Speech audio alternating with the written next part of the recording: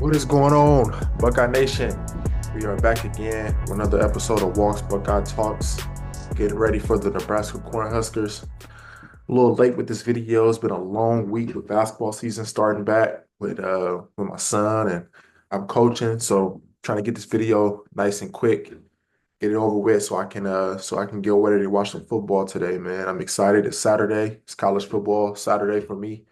There's a lot of good games out there. But most importantly, the Buckeyes. They play at 11 o'clock, so I can kind of watch my Buckeyes and get my day started and kind of have the whole afternoon. I think those 11 o'clock slots, sometimes they work in your favor. At least for me, they do. Uh, those I like to get the game over with. They done about 2:30, three tops, and you go on with your Saturday, man, instead of having to wait till night. I know some people like the night games because of work, or they like to prepare for those night games and cook and all that good stuff. But I don't mind 11 o'clock game. I kind of like it, get it over with, man. You know, I hate the build up, waiting and waiting and waiting. But anyways, man, let's dive into it. Buckeyes coming in at 5-1. Nebraska coming in at 5-2. They took a shellacking last week against Indiana. I actually watched a little bit of that game before it got out of hand. And I watched Nebraska a couple times this year. I watched them against Colorado, and I watched them against Illinois. And they're a pretty solid team. They're built on defense. And they won a 3-3-5. Um, in those games where defense played pretty well. I mean, you can move the ball, but they fly around, they play physical. Sometimes they can just be a pain in your butt when defenses play like that. They play with a lot of effort. So that was a very shocking turnout last week when they played Indiana. I do think they kind of had a bad game, and Indiana is really good. Sometimes when you have a bad game against a good team, that's what can happen. So, but I definitely expect them to play a lot better. I think sometimes that score or how they play can be fool's gold coming in to the horseshoe. So hopefully we don't be sleepwalking. They got a young quarterback, Dylan Raiola, a former Ohio State commit. And the kid, I think he's going to be a really good player, honestly. I wish he was in that Scarlet and Gray, but uh, he's having a good season. He's hit kind of like that freshman wall where they kind of can protect him early in the season. He just has to manage the game and make good throws. You see the talent, but over the last couple weeks, he's been kind of struggling and having inconsistencies throughout the season, even throughout the game. He looks sometimes he looks like he's moving the ball and seeing his reads and making good throws, and sometimes he's inconsistent. So, but you expect that from a freshman. I think the kid is a baller. Uh, he's threw for over 1,500 yards, 9 touchdowns, and 6 interceptions. I think three came last week. So, definitely opportunistic for the Buckeye defense.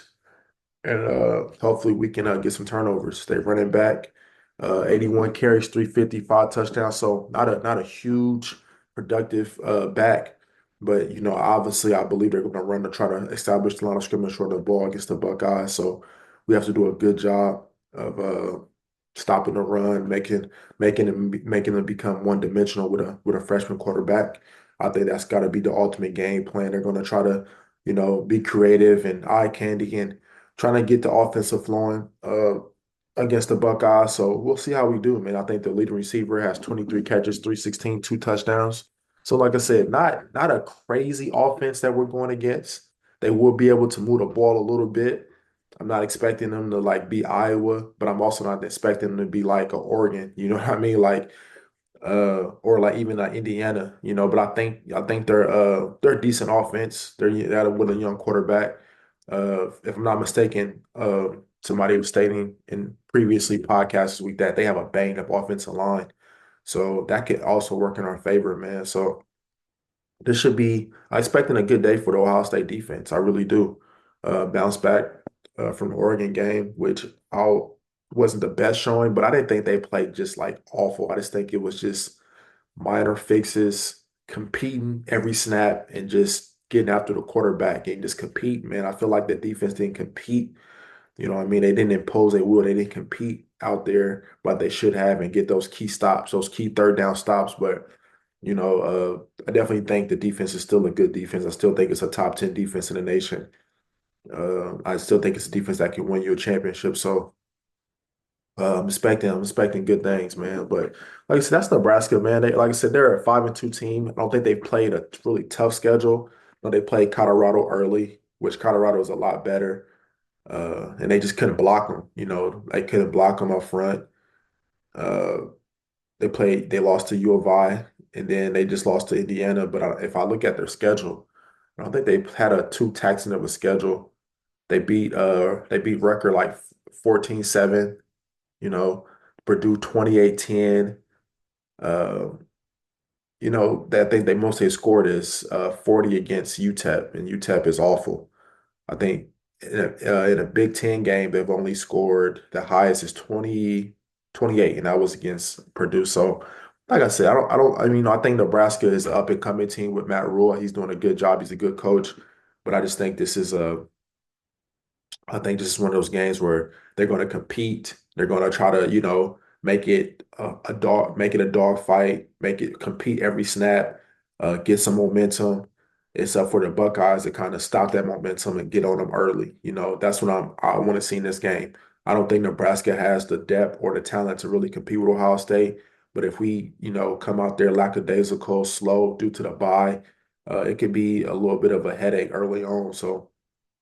But that's how I see the Nebraska from Nebraska. Like I said, they're going to come out hot. They just lost 56-7. They're obviously going to play better than that. I hear people already.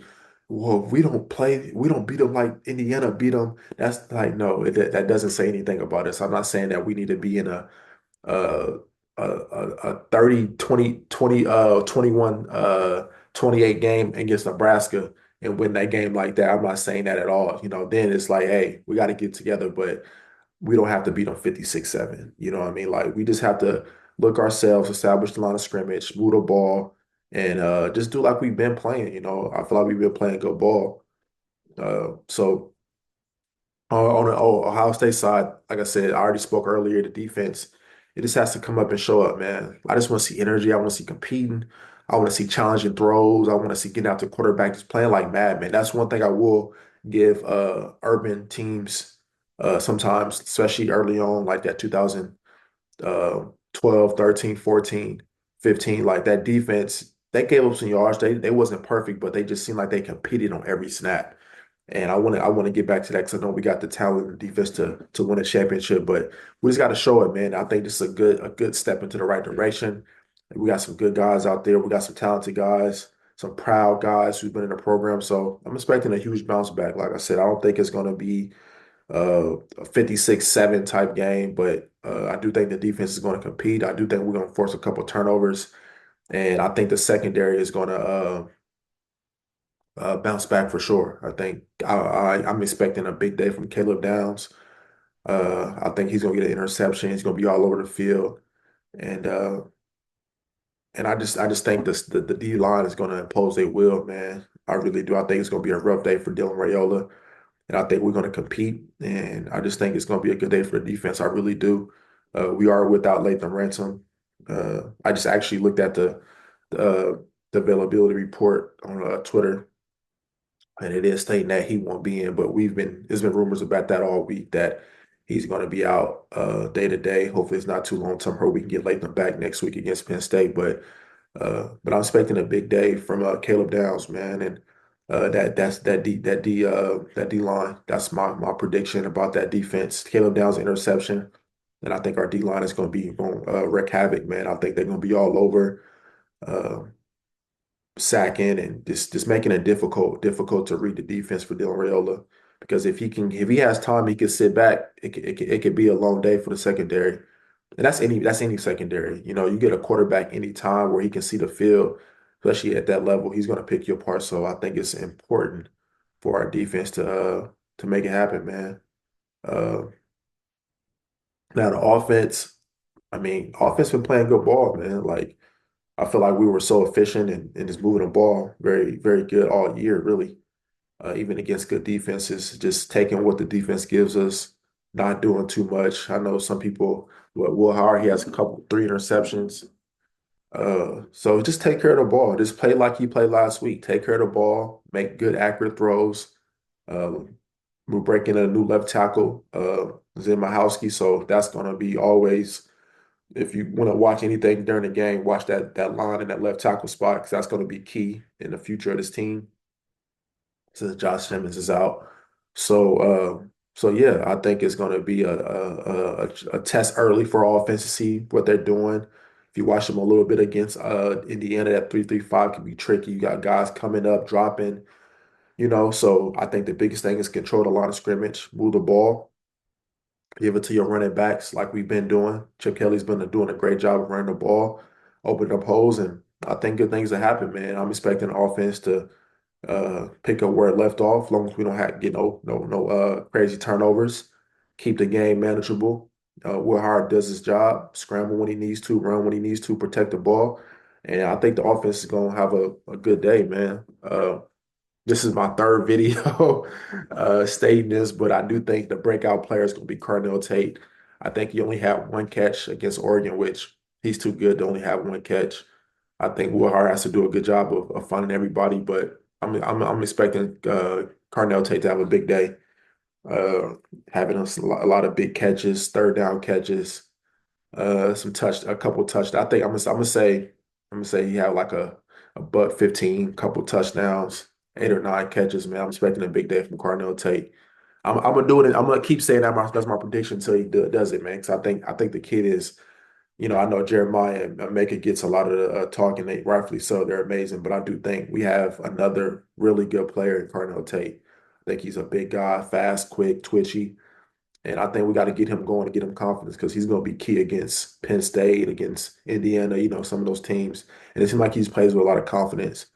And then I want to see Trey and Quinshawn continue to making plays, man, and running the ball hard in the offensive line. So I think the offense is going to have a good day, man. I really do. I think the defense is going to have a good day. I think the offense is going to start slow a little bit because you breaking in new offensive linemen. But I think once we get it going, I think we'll make it go good and we'll fly around and we'll make some plays out there, make some explosive plays. So my prediction score, I've been going back and forth with this. I'm trying to think because I do think Nebraska is going to score a little bit. I don't think they're not going to get 7 points, but they haven't really scored a whole lot. Uh, Maybe they get obviously first quarter, first half, they get one, maybe get a field goal. And then, later on in the games, they might get another field goal and maybe a late touchdown. So I'm saying like, I'm gonna say like a 40, 45, 20. Say something like that, like a 45-20, if I'm not mistaken. That's my score would be. 45-20. I could see like 38-13. I could see something like that, or, you know, uh, 42-17, 34-13. I can see something like that. You know what I mean? I really can. But that's my prediction. I'm gonna go with 45-20.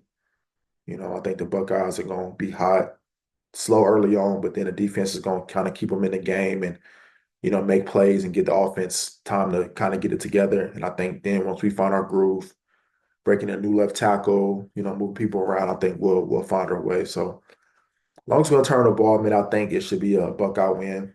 As long as we don't make it an ugly, ugly game and injury free. Like I said, we don't have to beat them 56-7. Just look like you're the better team. Look like you're the more talented team. Be aggressive, play smart, don't turn the ball over, and stay healthy, free.